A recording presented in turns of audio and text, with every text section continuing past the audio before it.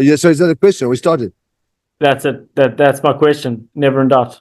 Yeah, I never know. I wasn't comfortable with. No, I mean, I think that's a really flattering scoreline. But I thought the Dragons were magnificent that first half. I think we had our first attacking breakdown in 30 minutes. That's, at halftime, you could say, Cheapest Stormers, you're really poor. But if you tell me where we were really poor, we defended well, gave away one or two silly penalties, but we hadn't really got the ball. We made one or two other handling errors, but the Dragons put us under a lot of pressure. I think they were excellent for that first hour. But then I'd say it's a credit. It's a sign of a team. 21-16, the crowd really noisy behind them. In our 22, we defend that like that, and then we go and score those tries. So that's who we are. I think maybe the conditions helped us a little bit, but that we've lost a lot of those games overseas. 23-21 or something like that. So pretty pleased with the outcome. Yeah. Last thing for me, just to score 2 tries in the last 10 minutes to get the bonus points. I mean, how? Yeah. We were scraping for the win. Our plan was, this trip just to try and get the wins. We weren't too interested in the bonus points, and then again we're so tight. Only at 76 minutes did this sort of call go on to really open up and take a chance. Take a chance. But I say credit to the Dragons, and then I think credit to us for the way we stuck around. And I thought some guys coming off the bench made a real difference. Not that the guys were poor, but Steph Ungra, Achieva, Jean-Luc, and obviously Sasha was spectacular in his little cameo. Great cameo. All right, Stephen has got his hand up first. Yes, Stephen. Hi, Dobbo. I was about to ask you whether it's the worst first half and best last quarter that you've played, but you seem to be giving also the Dragons credit for it. So you don't feel, that the sort of from the side, it almost looked as if the guys weren't 100% psychologically in the game, or do you think it's just all the Dragons that played well? No, it's not all. Yeah, you're right, Steve, to question me on that. I tell you why. I thought we lacked intensity, like even our body language in that first half. When we got a penalty, it was all very lackadaisical. Conceding this, everything was poor. They've got a line on the halfway. We jump across, 22 entry, but I just didn't know. I suppose what I said. I suppose what I meant was at halftime. I didn't know. I know I had to squeeze them, but I didn't know what about. We weren't defending poorly or work. Yeah, it was just. But if we hadn't, I really thought we're not winning this game. And I'm going to come and tell you guys that was there's nothing. There's no redemption. There's no what's it? I'm blanking on the terms of nothing redeeming about that game. For us, we must be good enough to impose our game on a team like the Dragons, which is absolutely right. We didn't do that for a long time. So, but I think they were clever. But I don't. If you understand my point, I just didn't know where we were going wrong. And that's what I mean. We were poor, but we weren't getting scrummed. We weren't giving away 100 penalties. That's the thing that got me confused. But we completely lacked intensity, and I think it had carried on like that. It would have finished as it certainly would have been a worse performance than the Ospreys one, because Ospreys one we created lots and lots of opportunities. We were down on the stats board the whole game, possession and territory. And a couple of your big players, in spite of everything, really came to the fore. Marnie gets a lot of criticism, but I don't think he missed a kick this evening, and he put over some really difficult ones. Evan was huge. And Warwick sparked things, and I guess Hajiva was crucial off the bench as well. So, you must feel really good that your big players stepped up when it really mattered.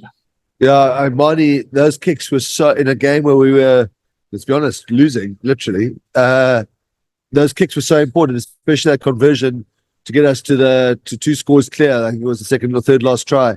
Got us 2 scores clear, which meant we could open up and go for the bonus points. And that was amazing kick. So no, he was absolutely flawless. And there's only, I think, one short open side contestable off the restart, which I think they eventually score from. That was his only mistake. I thought he was really, really good. And Evan Roos is week in, week out going nicely. And I thought Salman's also going nicely. That's where we didn't make the lock change till so late.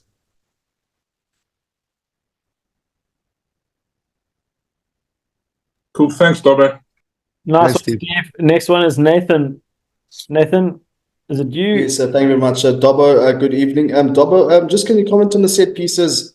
A few scrum penalties conceded in that first half, a few penalties lost in good attacking areas. Yeah, I was that might be one of the reasons we're under pressure. I think there were 3 in the first half went there. We weren't happy with them. We didn't quite understand them because France has gone through a World Cup where I don't think it concedes a hinging penalty, and to get 2 in that was tricky from our understanding of it. I've got to look at it again, but it was on our side where we were sitting, so that was tough. But that put us under pressure. But certainly the 2 lost lineouts. The 1 5-yard, we fought our way back into the game. 5-yard line, we lose the lineouts. I think we lost 2 or 3 in the first half. So, and the other thing was poor about us tonight was our restart. So you saw when we restarted to them, they had plenty of time. Poof, back it came. Our restarts, they trapped us in a trap down in the ground here, put us into a corner, we had to run it forward, pot up, and then we were under pressure. We gave away a try eventually or penalty, 3 points from Herschel's not going 10, Marnie's other contestable. So if you're going to say, restart, we all agree is a set piece now. That was probably our worst area. Having said that, the scrum, even though we didn't push them all, the Diesels didn't push them all over Newport, the scrum did bail us out right towards the end of the game there, with the penalties in the card. Third last question, Dobbo. I asked Davi Stamon yesterday the readiness of those players playing for the first time of the injury. Can you just give us a comment on how do you think they fared? I mean, Steve, Angelo, and the guys on the bench. Yeah, look, I thought Steve, it was a tough ask after such a long injury. That's why we put him in halftime. That was the plan. Angelo did well. For guys who played since early March against Griquas in Sodana, that was really good. And then Sasha's sensational.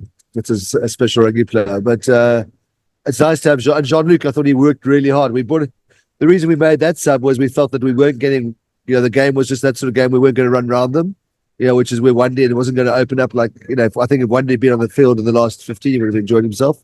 And then Jael came and brought some intensity. So I think we brought in our squad depth. We haven't got one injury from today, and we brought in our depth quite a lot with the. So they're now the availability of Sasha, Jean-Luc, Steve, and Angela, which helps a lot. And then second last one. I mean, it doesn't get easier for you next week at Sports Ground. Connacht have a lot to play for as well. No, listen.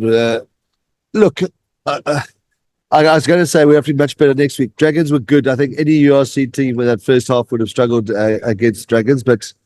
That's one of the most notorious places to play. Connacht are fighting for a hard place to play. Connacht are fighting for a top 8 finish. We'll have to be, what? You guys can tell me, 50, 100% better than we were today. But we will be. We had some disruptions this week. We haven't had a training session in Wales. A couple other issues, but we've got through this and we'll be better. Got an 8-day turnaround. There's no, and it's Galway in May, not Galway in November or December. So should be, it's going to have to be and should be much better next week. And then finally, Dobbo, just the URC obviously mentioned this week was a kids round. What do you guys get up to for the kids round? I think you guys were with the Main D primary school. Which primary school? Main D primary school was the captain's round, Dobbo. Oh yes, yeah. No, I unfortunately I couldn't attend. I didn't attend that, but I wish I could show you now what Rodney Parade looks like. There are so many kids. Guys, Stormers fans, the most amazing amount. If I say when we first came here in the first year, there were about 4 Stormers guys. That guy's here. But it's just full of South African flags and Springbok jerseys and Stormers things and Dragon. It's an amazing sight at the moment. It's cool. And there are lots of kids. URC done a good job with this. Cool. Thank you very much, Dobbo. Lekker, man. Next is Jan. Yes, Jan. Thanks, Michael. Thanks, John. I was actually going to ask you about that stadium. It's a very interesting stadium, very, very old school. Looks like it hasn't changed since 1994 when we were there with the Springboks. I don't think. Look, there's a guy, the gentleman from the Dragons. The stadium hasn't changed. Look, the seating's there. It's a nice hospitality, but it's one of rugby's great. I mean, they're standing on I call it the North Terrace or the North. Is it the North Terrace? There's still standing area. There's these pie shops. It's so the singing. There's low roof on the main stand where we sit. It's magic. And such a nice romantic name, isn't it? Rodney Parade. It takes you back to the days of Newport and Newport and all the best of Welsh rugby. So, I hope that, and it's the best playing surfaces in the competition. So, no, I don't think it's changed since '94. Well, The way changed, look, I like they're it. absolute pricks here because their whole changing room looks like Manchester United, and our ones, I promise you, even I could lie down and touch both sides of it. It's amazing. So it's old school. It's lekker. It's good. Yeah, I was about to say, I mean, you walk from the station, you guys obviously drive with a bus or something, but we walk from the station and you just walk with the crowd. It's like literally going to a club game, but I love it. I mean, You're absolutely right, yeah. Much better, with respect to us, we go to that antiseptic Swansea.com, where there's nobody there. This the Rodney Parade and the bar's called where I'm going now, called the Rodney Bar, and all that. So it's wonderful. It's a cherished thing. Like there's a hybrid of it. You're right, probably old club ground in Newlands, but it certainly fits the occasion. I'm old enough to enjoy those kind of grounds, John. Yeah. There's a pie and a beer with your name on it, Jan. That's it. And where's it? A plane ticket.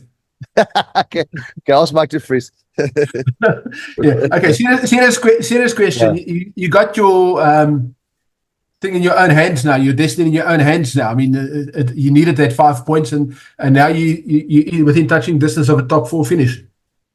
Look, I think the top 4 probably went when we lost to the Ospreys, but we'll keep fighting. But yeah, Munster won everything on the way last time. I know it's clutching at a bit of straws, but yeah, we put ourselves in the picture in the frame for it now, don't we? And what we just couldn't have happen is not be in the top 8 of the playoffs. Yeah, there's nobody we're really scared of in this competition, that we'd be scared of going away to or anything like that.